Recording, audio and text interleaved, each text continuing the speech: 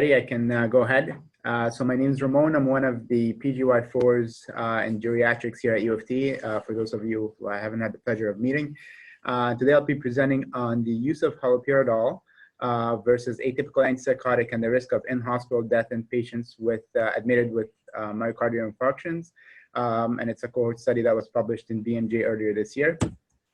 So I have no conflict of interest to declare. The reason I picked this article is because I found there was a lot of efficacy for, a lot of evidence for efficacy between typical and atypical antipsychotics in the sense of treating delirium, at least the aggressive symptoms of delirium.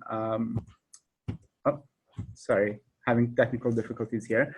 In various RCTs in the past, a lot of these studies was not powered enough to look at safety between these two classes. Having said that, in the outpatient and nursing home setting, there's a few studies that should suggest an increased risk with haloperidol versus or typical antipsychotics in general over atypical agents. And so I wanted to see if this extends into the inpatient setting. Now, we all know that both typical and atypical antipsychotics do have, I'm sorry, I don't know why the slides do advance on their own, but hopefully they do settle down. In terms of, both of them have the side effects in terms of QTc prolongation and arrhythmias.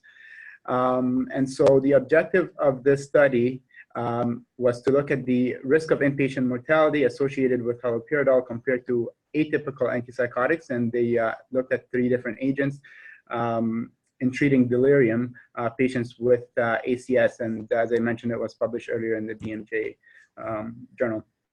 Now, the study was a large retrospective cohort study, looked at over or close to 1,700 patients in the haloperidol arm, compared to just under 5,000 patients in the atypical antipsychotic arm, and that includes olanzapine, quetiapine, and risperidone.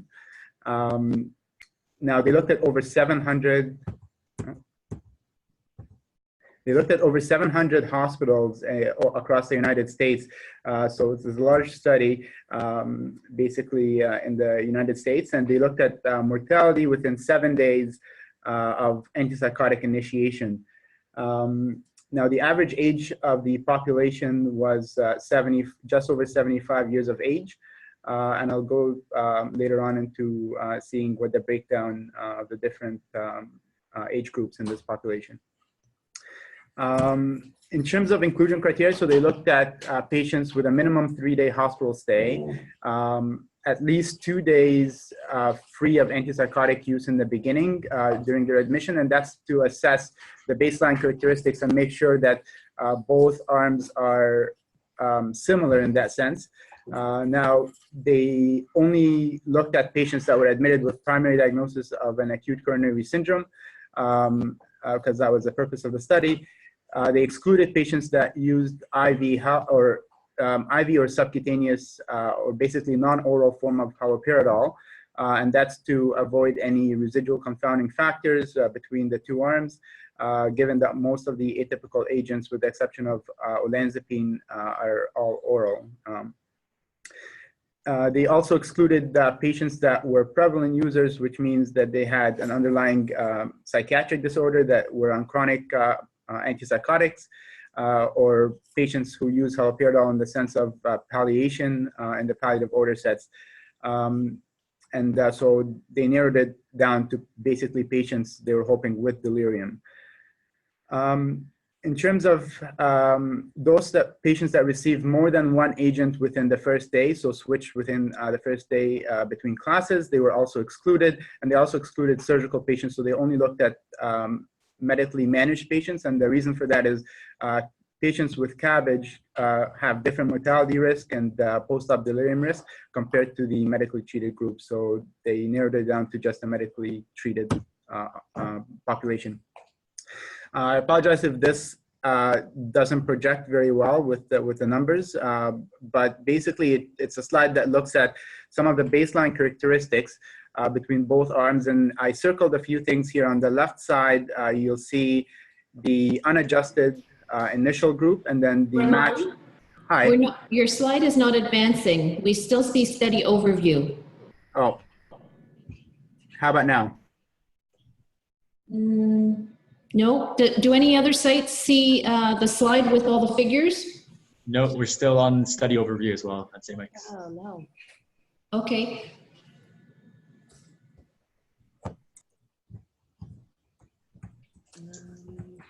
You want to reset it, maybe? Maybe. What we gonna do to do that? That's what we're on.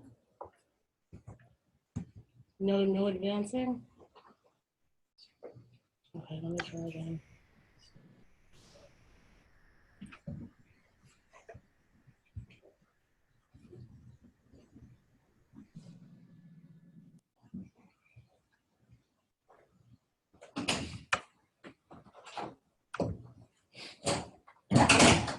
Are you seeing now our presenter view?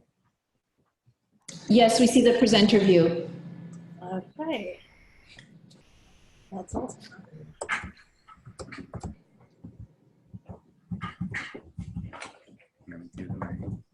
Maybe.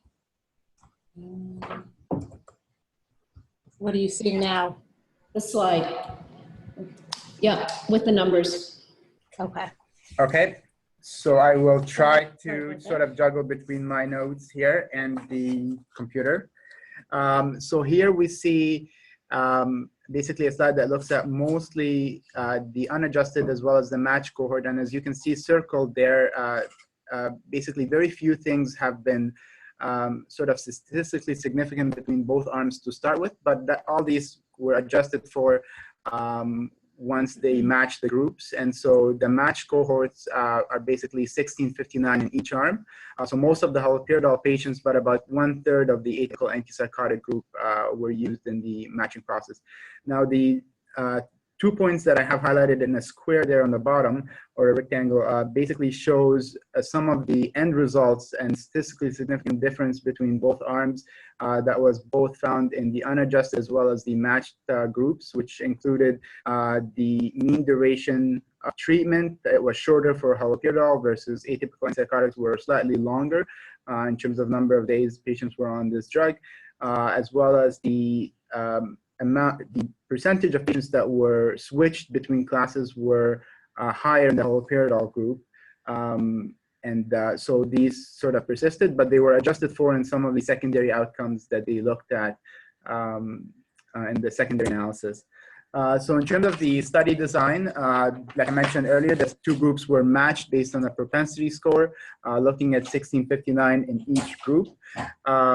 The follow-up started on the index day, which was the day that they started the antipsychotic, and was sort of followed for 7 days for the primary analysis.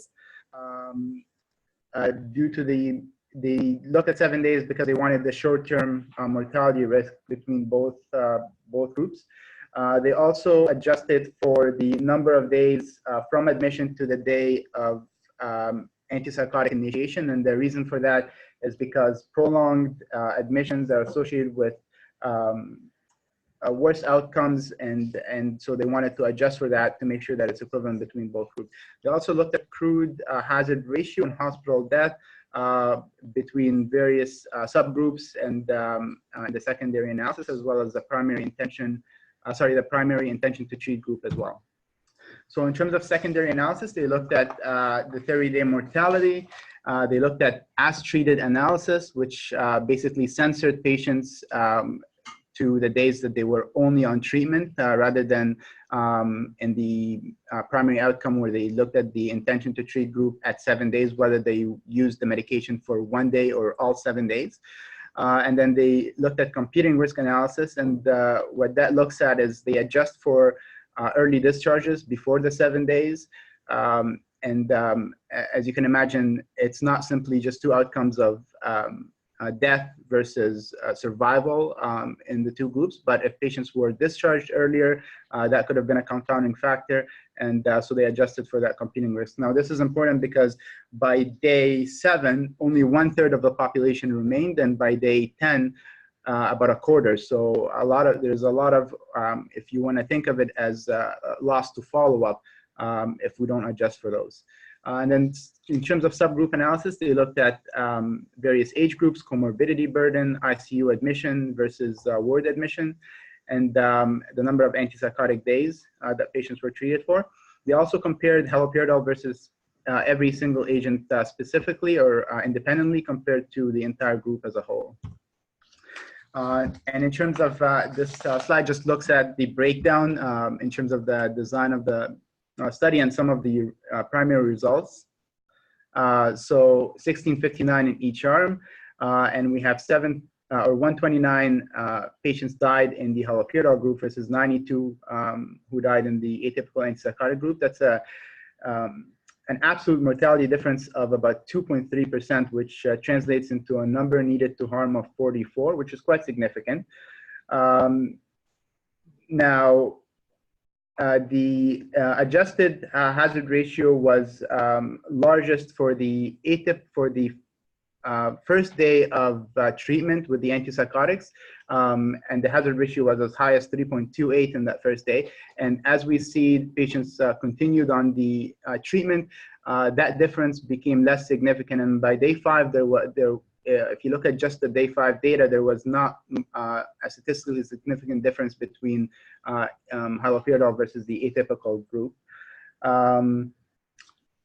Now, this statistically significant difference between both arms was seen across most of the subgroup analysis, and I'll go into that in more detail in the next few slides.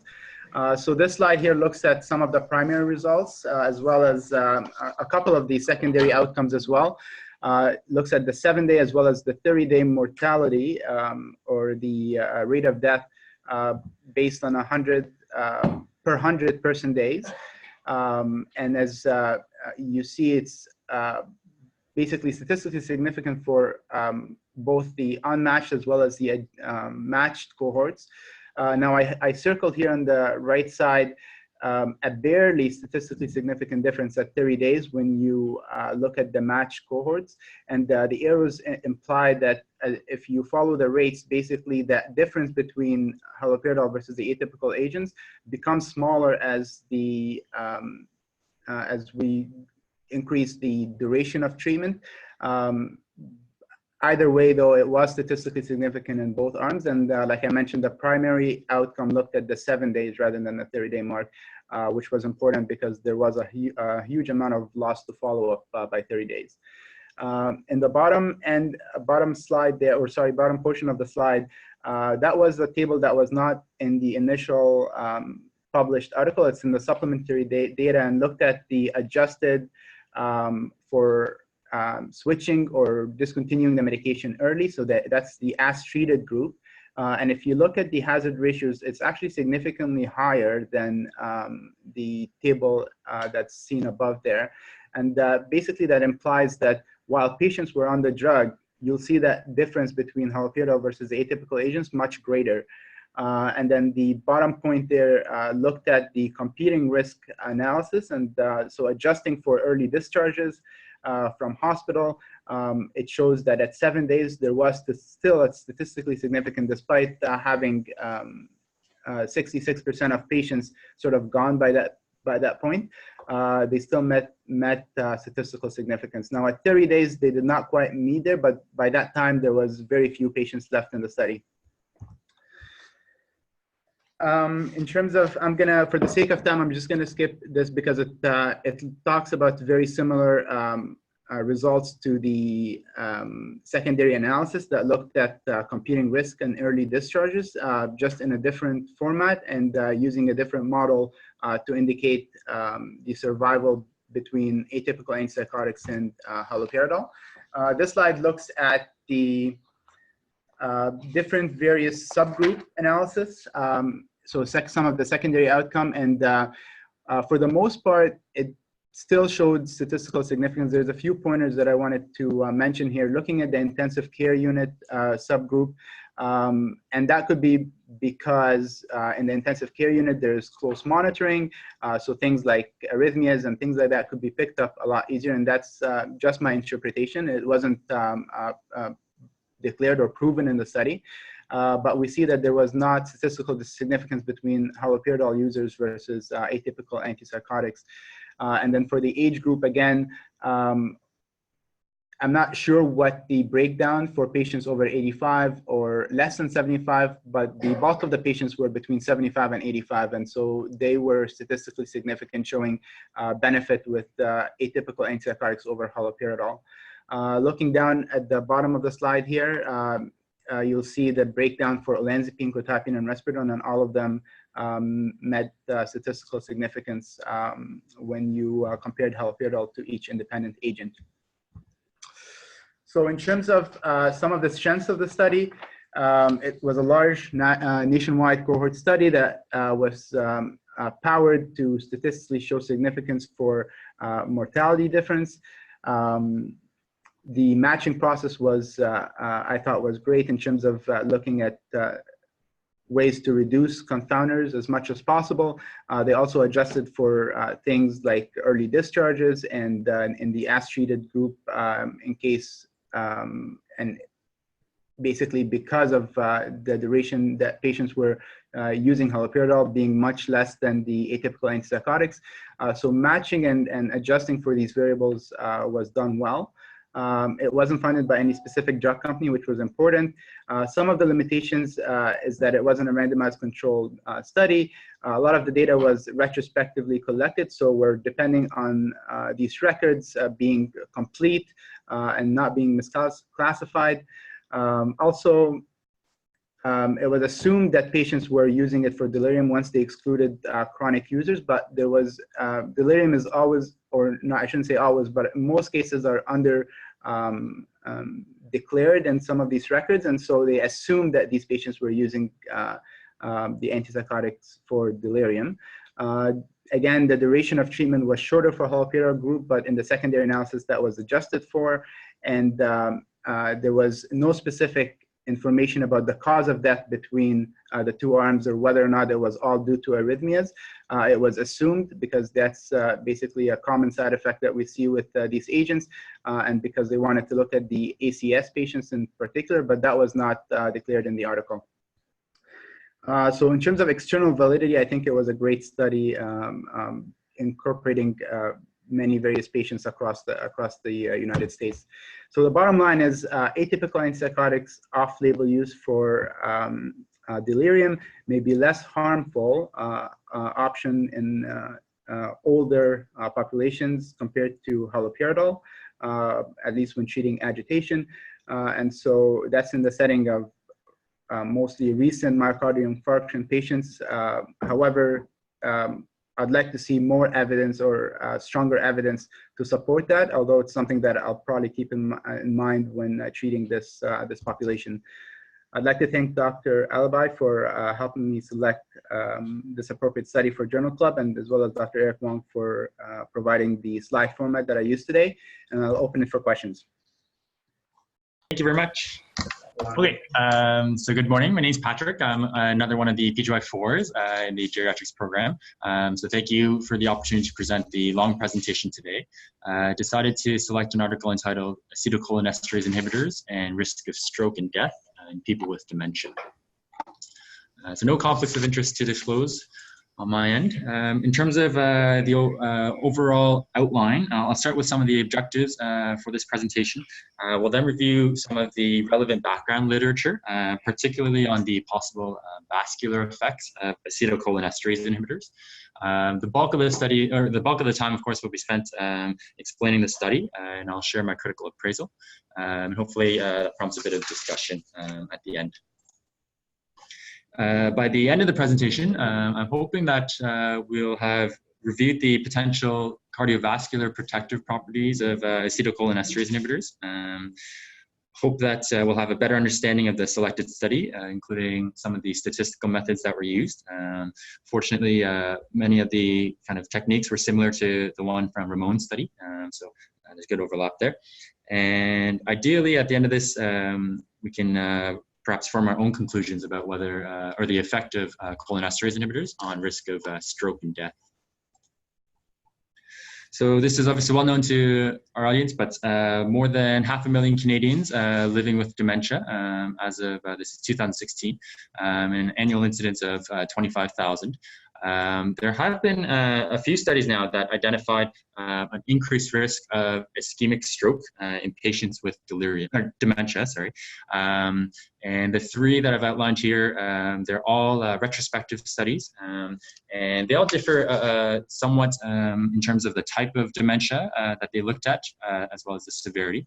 But overall, as you can see, seem to suggest that there's about a twofold increased risk of ischemic stroke in patients who have dementia. And it goes without saying, obviously, this is important because stroke associated with mortality, morbidity, increased costs. And there have been further studies looking specifically at populations with dementia who experience stroke, and they seem to have certainly worse outcomes compared to their counterparts who don't have dementia. Now, acetylcholinesterase inhibitors, of course, are kind of the mainstay of our pharmacologic therapy for dementia. And there's been some animal studies initially that looked at whether cholinesterase inhibitors might have more of an impact than simply increasing the level of acetylcholine available. And they seem to identify that they might result in a decrease in inflammatory cytokines. Predominantly in mouse and rat models. There was a study in patients with dementia who they measured IL-1, IL-6, and TNF-alpha levels in their serum, and they found that, again, the cohort who were on cholinesterase inhibitors actually had decreased inflammatory cytokines. There have also been other animal studies, again, mostly in this one that I referenced was in rats, where they found if you gave the rats cholinesterase inhibitors, they had a reduction in oxidative species and atherogenesis. And then because of this, people started to wonder, is there more of a vascular protective effect with these medications? And so Nordstrom and his group, they're actually part of the same research group as this paper that we'll be presenting. But about 5 years previously, they did a very similar study, but focused only on patients with Alzheimer's dementia. And they found that those on cholinesterase inhibitors had a reduction in MI versus those who were not. So that brings us to the study selected for this presentation, again by Tan and his group. They're based out of Sweden, a great country that gave us meatballs and IKEA furniture and one of the best hockey players to ever lace them up. In terms of the study objective, it was to quote, to investigate whether acetylcholinesterase inhibitors reduce the risk of ischemic stroke and mortality in people with dementia. It's nice and clean. In terms of the question, in terms of in PICO format, so the population was anybody diagnosed with dementia as per the Swedish Dementia Registry between the years 2007 and 2014.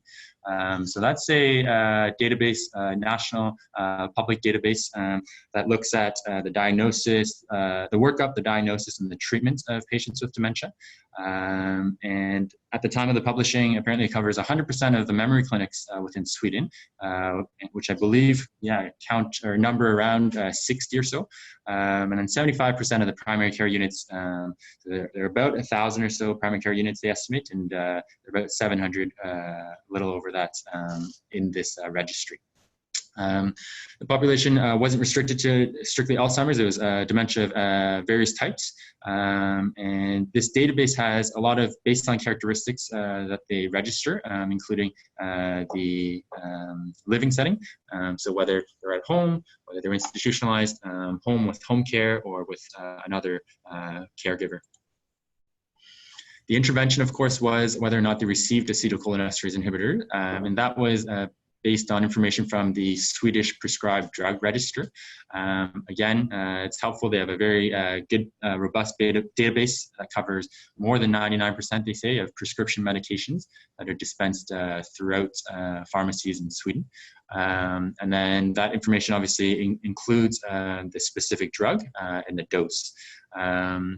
We'll get into this a bit later as well, but for the purpose of this study, they didn't actually go into adherence concerns and how well patients were sticking with it. So kind of similar to when we look at our ODB printouts, it was simply whether or not it was dispensed. The control group was obviously individuals who had not received any cholinesterase inhibitors. And then the outcomes, as you can imagine, they were looking at ischemic stroke and mortality. So ischemic stroke, they depended on another national registry or database, the Swedish National Patient Register, which apparently covers more than 99% of all inpatient discharges. And then it covers, I couldn't find the percentage of specialized outpatient clinics that it covers, but it seems robust in that sense, or fairly robust. All-cause mortality was more straightforward. Statistics Sweden has a total population register that obviously covers 100% of all deaths within the country, so they depended on that. So the design itself, it was a retrospective cohort study, again, nationwide. In terms of the follow-up, so from the time of diagnosis of dementia, they followed until the earliest of either death, ischemic stroke, or the end of their time frame, which was the last day of 2014. And I'll just spend a couple minutes on the statistical methods. I think the audience is much more comfortable with it than I was going into this. So just to make sure we're all on the same page, they did propensity score calculations, and then they did one-to-one matching between cholinesterase users, i.e. the intervention group, and non-users, the control group. The matching was done in a nearest neighbor format without replacement, which essentially means each patient is given a propensity score, and then they find, so from the intervention arm, they find somebody in the control group that is within 0.1 of that score. And then the without replacement bit just means that once they've been matched, they don't go back into the pool. Because there are other methods where the control group, you can put them back into the pool to be matched with others. So after they had decided on their groups, they followed through until their outcomes, estimated their hazard ratios, and of course their confidence intervals. And then Ramon also touched on this, but they calculated or they adjusted for competing risk. So again, competing risk, given that you can have outcomes that are mutually exclusive of one another. So in this case, patients who had passed away obviously could not experience stroke subsequently. They then adjusted for their overall risk by including the high level of mortality at baseline with this population. So in the end, you eventually get something called a subdistribution hazard ratio, which for my purposes, it just kind of interpreted as similar to a hazard ratio at this point. They then, after all the results were in, they did stratify into various subgroups based on some of those parameters that you see there: gender, age, AFib, previous stroke, dementia type. And then they actually repeated pretty much everything that they'd done, limited to just the cohort with Alzheimer's dementia. And they ran through the results as well. I don't present as much as that. It essentially overlapped quite nicely. And so I won't really go into those results, but I can always provide the supplemental tables if necessary. So in terms of the actual results, so again, between 2007 and 2014, there were just over 48,000 individuals registered in that dementia registry who were newly diagnosed with the disease. The only folks who were excluded were individuals who were missing data. And they didn't go into specifically which data was missing, but they ended up excluding about 8% of their initial population. And then, so that left them with about 44,000 patients for analyses. I'll just mention, so they show data for both the unmatched cohort as well as the propensity score matched cohort. And for the most part, I'll focus on the propensity matched cohort because as you'll see, the unmatched cohort has a lot of discrepancies between their baseline characteristics.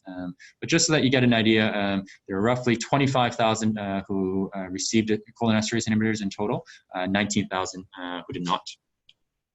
And then when they actually ran through their propensity scores, they whittled it down.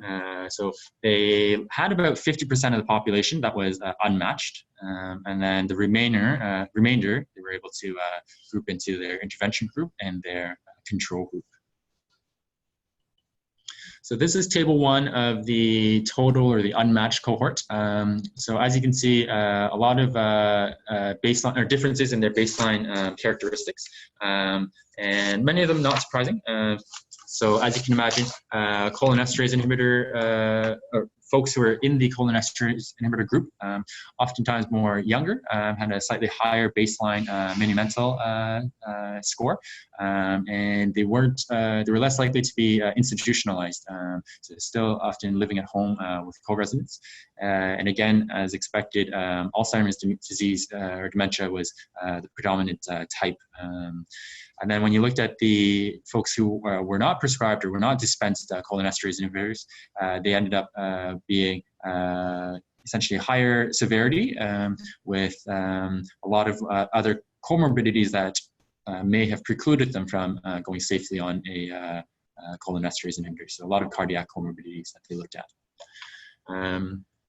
So again, I'll focus mostly on the propensity score matched cohort. So as you can see, once they ran through the matching, pretty much everything, all the baseline characteristics were in balance. And overall, I thought the population didn't look starkly different from what we might expect. So average age around 80, MMSE score at baseline around 20, and about kind of 20% risk, 20% prevalence of ischemic heart disease, heart failure, AFib, CVD, and they looked through a lot of medications and made sure they were well balanced as well.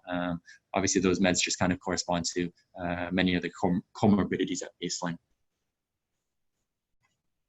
So looking at some of the results, when they looked at the incident rates of ischemic stroke and death in the cohort, so specifically draw your attention to the group after matching, they found that the annual rate of ischemic stroke, so per 100 person years, in the intervention group was 1.83 versus in the control group was 2.56. And then looking at the mortality outcome, the intervention group had an annual rate of 10.05 versus 13.66. Okay. And then using that data, they then calculate their hazard ratios. And I'll focus on after they made the adjustments for computing risk, the sub-distribution hazard ratio there. So in the matched cohort, you see that the acetylcholinesterase users did not have a statistically significant change in hazard risk versus the control group once this computing risk was adjusted for. So all the confidence intervals across one. The only exception was when they looked at, the specific cholinesterase inhibitor types that were being used, there was no difference between the three agents. When they looked at the doses, the high dose group, quote unquote, was statistically significant with a hazard ratio of 0.78. And so they defined high dose as donepezil greater or equal to 10 milligrams, rivastigmine greater or equal to 12, and galantamine greater or equal to 16 milligrams per day. With respect to mortality, it was a kind of cleaner outcome there, or cleaner result there. They found that in the propensity score match group, all of the intervention group, the intervention group in total had a decreased hazard ratio compared to the control group of 0.76, again, statistically significant. And this held true regardless of which specific agent you're using, as well as the specific dose. Interestingly as well, they did see a dose response here where as you went from low to high dose, the risk did seem to decrease along with it.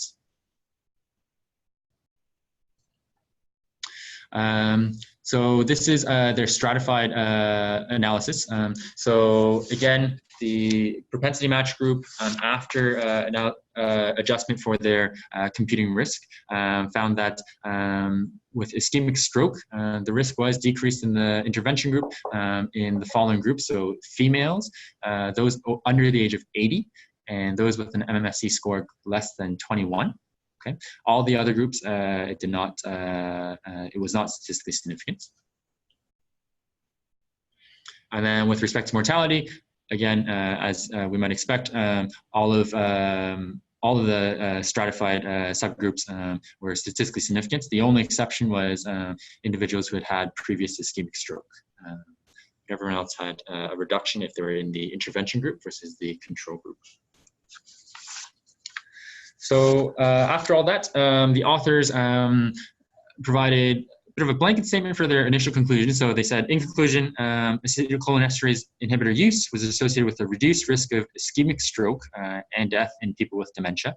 But then they further qualified that by saying a dose-response relationship was observed with only high doses of cholinesterase inhibitors remaining significantly associated with lower stroke risk after adjusting for the competing risk of death. Okay. And then they do feel that further research into the possible cardiovascular benefits of cholinesterase inhibitors is warranted. So in terms of my critical appraisal, we're all familiar with the Newcastle-Ottawa scale, which is a tool that you can use for non-interventional cohort studies. And essentially, it's a star-based system where you look at the quality of three different domains. So selection of the groups, how they compare, and how the outcomes are measured. And then you give stars based on that. So here, in this case, the selection of the group, I thought it was quite well representative. Certainly, it gets the star. I didn't think it was truly representative, in fact, because of the fact that there was a fair number that were excluded after the propensity matching, as well as not quite sure how many people are necessarily referred to memory clinics and how many people can have good access to their primary care clinics. Nonetheless, I got the star there. The non-exposed group, the control group, drawn from the same community. The exposure, quite robust in terms of their dispensing record. Again, they don't discuss adherence there, but nonetheless, they have a record of whether the patient received the medication. And then the outcome of interest, so both for stroke, obviously for death, but they controlled for prior to the start of the study. And then in terms of comparing the two groups, yes, so with propensity matching, they looked at many of the factors. I didn't necessarily identify which one was the most important, but whether it's age or the type of dementia or the severity, comorbidities, including previous stroke, that was all adjusted for. Some of the things that they did not include in their baseline characteristics, the authors themselves mentioned that education or health literacy is not part of the registry.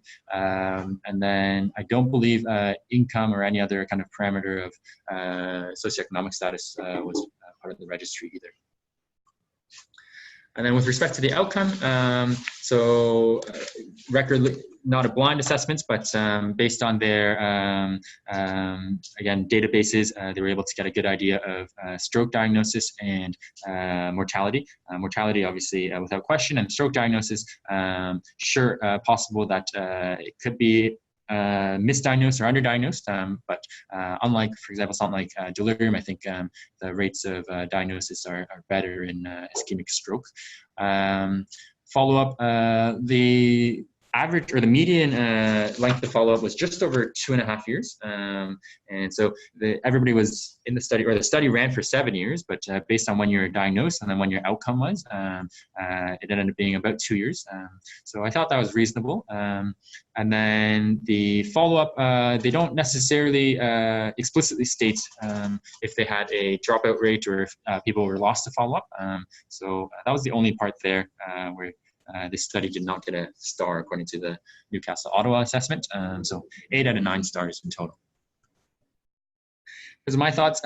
Strengths, so it is a large representative cohort. I thought they had very broad inclusion criteria involving all the different types of dementia. The only exclusion criteria was really if there was data that was missing, and even then they only lost about 8%.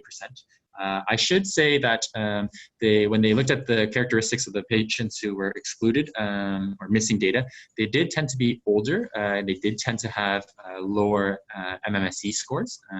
So that should be noted. The propensity matching, I thought was well done in terms of balancing the cohorts. Again, you're inherently limited to the baseline characteristics that you've measured, but the actual statistics there, they did well. And then the follow-up I thought was reasonable. And then with respect to the limitations, gets back to the point that, again, a retrospective cohort study, so if you haven't measured a particular variable, there's always that risk of an unmeasured confounder. Possibly a bit of sampling bias. I touched on this. That's unclear exactly how many or what proportion of individuals with dementia are referred to memory clinics, what proportion are in fact seen in primary care units. And then a bit of the selection bias, touching again on the fact that the patients who are missing data tended to be a bit older, as well as having lower MMSE scores. And then the intervention, as again, we discussed that it doesn't touch on adherence being the big aspect. And really it was a one-time yes, no, have they been dispensed the cholinesterase inhibitor or have they not? So I guess my conclusion, and of course I'm eager to hear from others in the group, but I thought despite the kind of inherent limitations, they made a good effort to perform a fair assessment of the risks, possible decreased risk with cholinesterase inhibitors. For the conclusion itself, it's most fair, I think, to say that the risk reduction in stroke only significant for the smaller subset of individuals who are receiving high-dose cholinesterase inhibitors. And with respect to mortality, though, they did see, regardless of the type of drug or the dose, there was a statistically significant reduction. And then just kind of my bottom line, I felt obviously many might not accept kind of this result or these results until a formal RCT is carried out. I think just personally, it seems reassuring at the very least that when they did this study, cholinesterase inhibitors weren't associated with an increase in mortality or ischemic stroke risk. So I'm not sure if I could necessarily, when I'm explaining cholinesterase inhibitors to our patients, not sure if I could confidently say it's shown to reduce stroke or death. But at the same time, I think I might have a bit of ease knowing that so far has been necessarily associated with negative outcomes with respect to stroke or mortality in that sense. So that's it. Likewise, wanted to thank Dr. Alibi for helping select the article, and I'll open it up.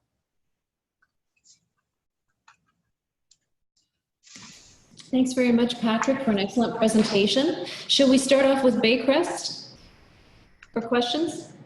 Thank you. Can you hear me? Yes, Gary. Patrick, very nice job.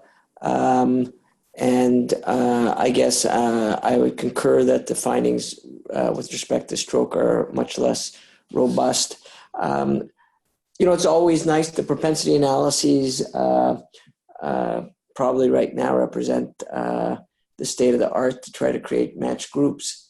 I guess when I look at something like this, I still have to wonder, why are those people not getting a cholinesterase inhibitor? And how, despite the great